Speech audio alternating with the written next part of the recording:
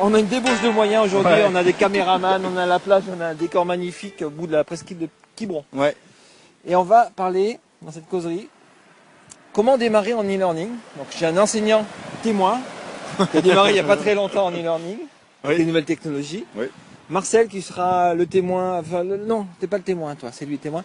Toi tu prends du recul, et moi je pose des questions. Voilà, mais tu vas pas trop loin. Donc l'idée c'est, parce qu'il y a plein de profs qui se disent à quoi ça sert, tout ça, comment ça marche, etc., etc. Ils se font des idées, c'est ça, des conceptions, des préconceptions, c'est compliqué, c'est difficile, ça prend du temps. Toi, Ça sert à rien aussi. oui, ça va me prendre la place, Ouais, c'est je trop n'existe compliqué pas pour moi. après. Mes étudiants n'en ont pas besoin, enfin bref. Mais toi, il y en a d'autres qui se posent des questions, ils ont envie de démarrer, ils sentent qu'il y a quelque chose à faire. Ouais. Toi, par quel biais, quelle ficelle t'as amené à ça? Oh, c'est quelqu'un qui m'a amené à ça, mais punaise, j'ai commencé basiquement en fait, en commençant à mettre les ressources à disposition sur une plateforme. Voilà, j'ai commencé comme ça. Mais c'était quoi le besoin? Ah, le besoin, le vrai besoin, c'était de commencer à faire de la formation à distance pour les sportifs de haut niveau. Parce que les sportifs de haut niveau, ils ont un sport de haut niveau à pratiquer, et donc ils sont un peu partout dans le monde, et il fallait leur proposer des dispositifs de formation compatibles avec leur carrière sportive. D'accord. Donc là, c'est le besoin, il vient des étudiants. Des étudiants. Hein, des eux qui avaient besoin d'être sortir de l'école, qui n'étaient pas forcément là, et donc toi tu mettais du matériel pédagogique à disposition. Ouais, c'est ça. Donc c'est parti comme ça. C'est parti comme ça. Il faut bien commencer comme ça. Ah, tout à fait. Je crois que tenir compte des contextes, des motivations, etc., motivation des étudiants, des enseignants, certainement une chose importante, parce que si on ne tient pas compte de ça, on risque de faire des choses qui finalement ne servent à rien, ne seront pas appréciées, les autres profs vont dire qu'est-ce qui fait ce rigolo. Donc évidemment, le contexte est certainement important. D'accord. Donc ça, c'était la première étape. Ça, c'est la première étape. Mais en fait, ça correspondait pas trop à ce que notre façon de voir l'enseignement. D'accord. C'est-à-dire qu'on aimait bien l'interaction, intervenir sur les gens, etc. Et en fait, du coup, on se dit, et on voyait bien qu'ils rentraient pas dans les contenus, c'était vite pas très rock'n'roll, quoi. Et du coup, Rock'n'roll, tu traduis ça comment d'un point de vue pédagogique? Tourne et tourne. voilà, tourne, et puis on profitait pas de l'outil, quoi. Et Donc en pas fait, assez vivant, pas assez voilà. d'interaction. Donc en fait, on a viré tous les contenus D'accord. et on est parti sur en disant. Donc, si vous commenciez avec les technos, n'ayez pas peur de vous planter. Ah oui, oh non, ça. C'est pas grave. On peut recommencer l'année suivante. Oui, et puis Voilà. moi, ce qu'il faut savoir, c'est que j'y croyais pas au début. Non, je suis un addict. Et voilà. Hein.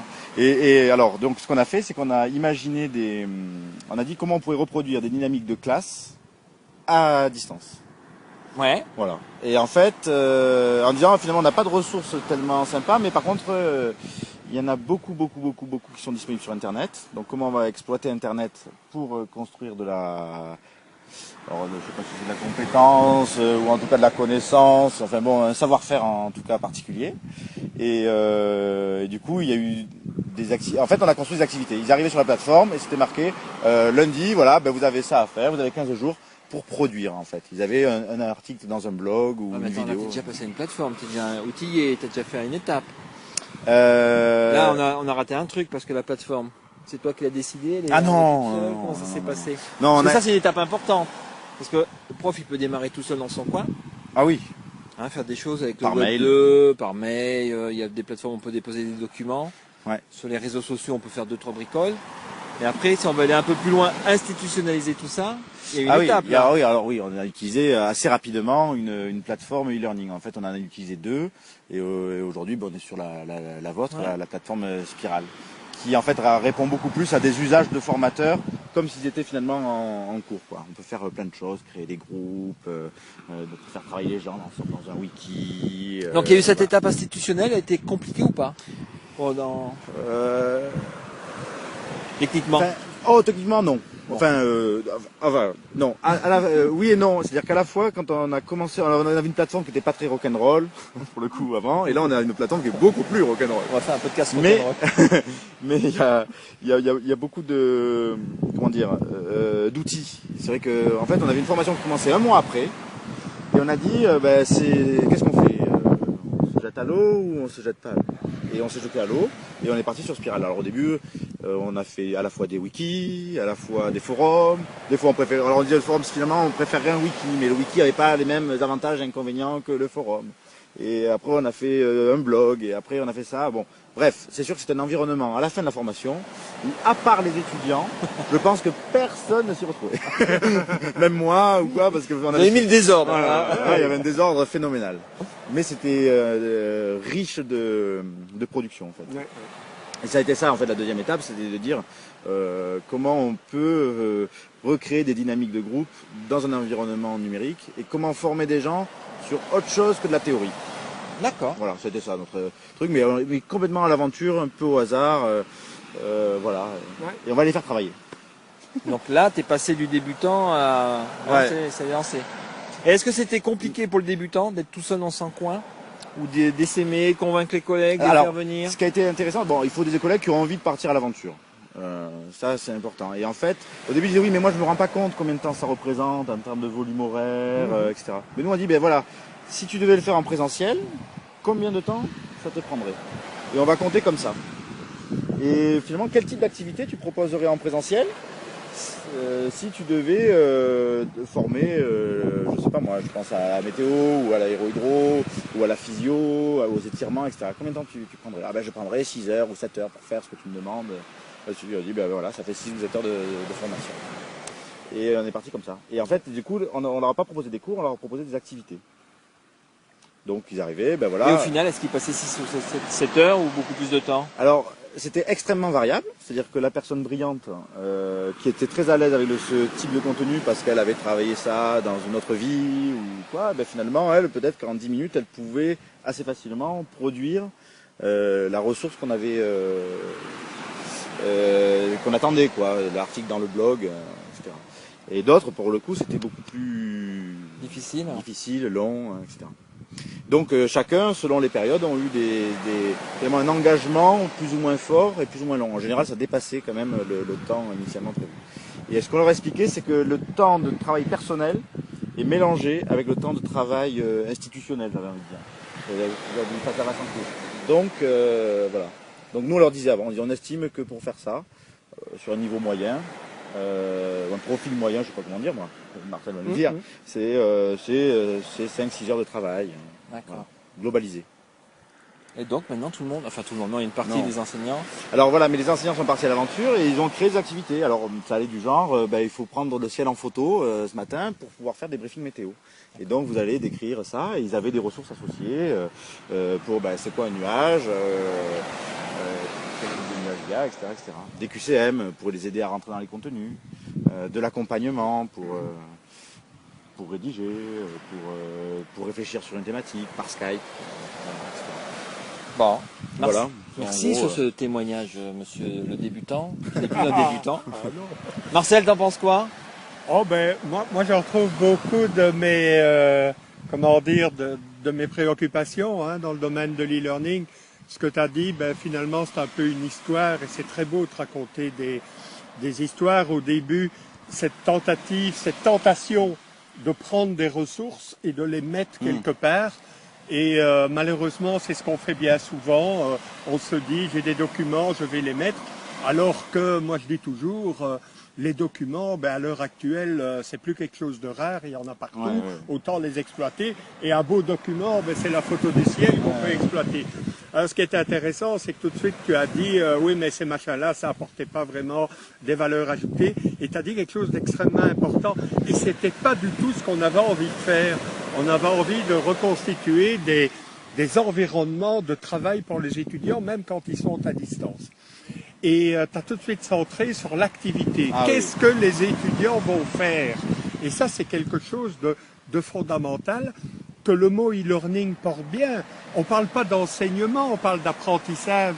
Et donc, on parle d'accompagnement de cet apprentissage. Voilà, je te donne des images du ciel, je te donne des ressources, je te dis ce qu'il faut faire, fais-le.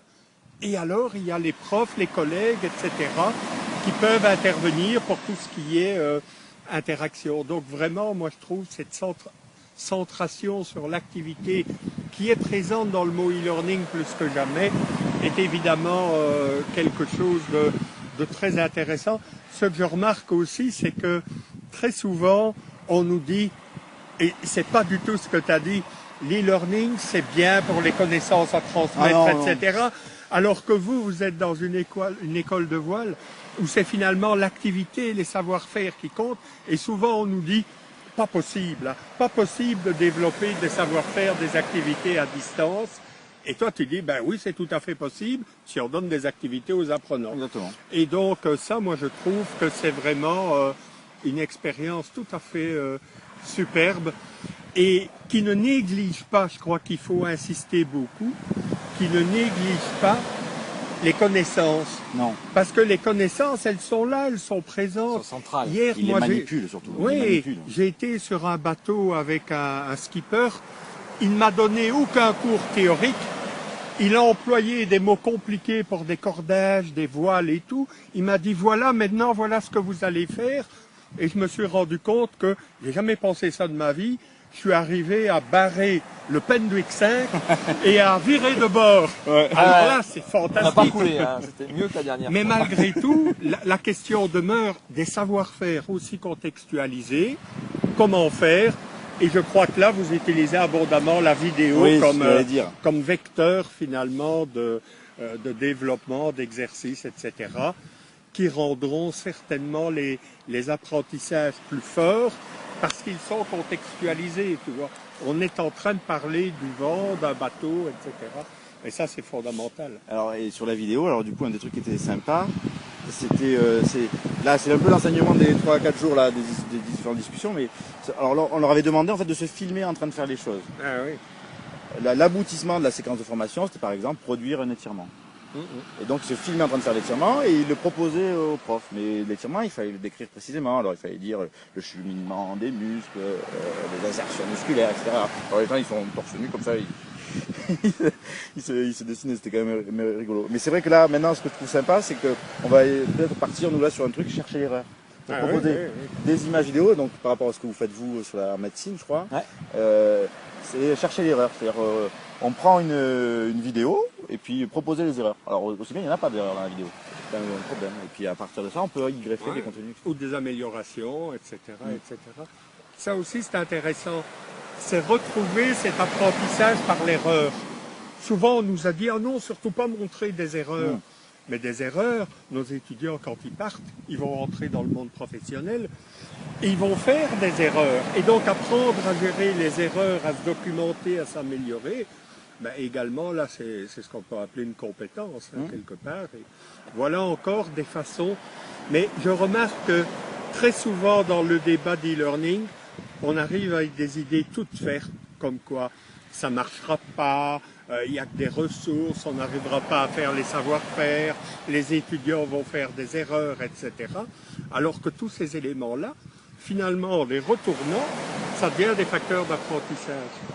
Et donc, que voilà un bel exemple. Oh, hein. On s'est régalé surtout. Et les stagiaires n'ont jamais autant bossé. C'est ce qu'ils nous ont dit. Leur entraîneur, il dit, ouais, vous vous embêtez avec votre formation en e-learning. Ils sont obligés de bosser maintenant, alors qu'avant, ils venaient juste en cours, ils pensaient à leur voile et ils avaient leur diplôme. Et hop, et hop. Voilà. Donc, c'est bien de débuter alors. Ouais. Et alors, dans les stratégies, là, c'est-à-dire que moi, les profs, là, je les amadoue un peu. Alors, du coup, ils déposent des ressources sur la plateforme. C'est-à-dire qu'on fait des wikis sur les semaines de formation en présentiel. Et où, eux, abondent, en fait, avec les données qu'eux utilisent en présentiel, les compléments de formation. Et à partir du moment où on a cette base de données-là, l'idée, c'est qu'on va pouvoir, derrière, mettre de la musique dans tout ça, les mettre en mouvement pour avoir de la ressource, créer des activités, évaluer en même temps et proposer finalement du e-learning ou de la FOAD, on en parlait tout à l'heure, pour la différence, mais voilà. Bon. Voilà. Eh ben, très bien. On voit ici combien les technologies sont une opportunité pour revoir l'enseignement et le rendre enfin plus compatible avec la société d'aujourd'hui. Hein. Je crois que c'est clair. C'est une belle conclusion, ça marche très bien. Ouais. Je pense qu'on va aller l'arroser à l'harmonique, on va aller au port de... On est à Quiberon là. Alors, on va à Quiberon. Merci les gars, on y va. On est parti.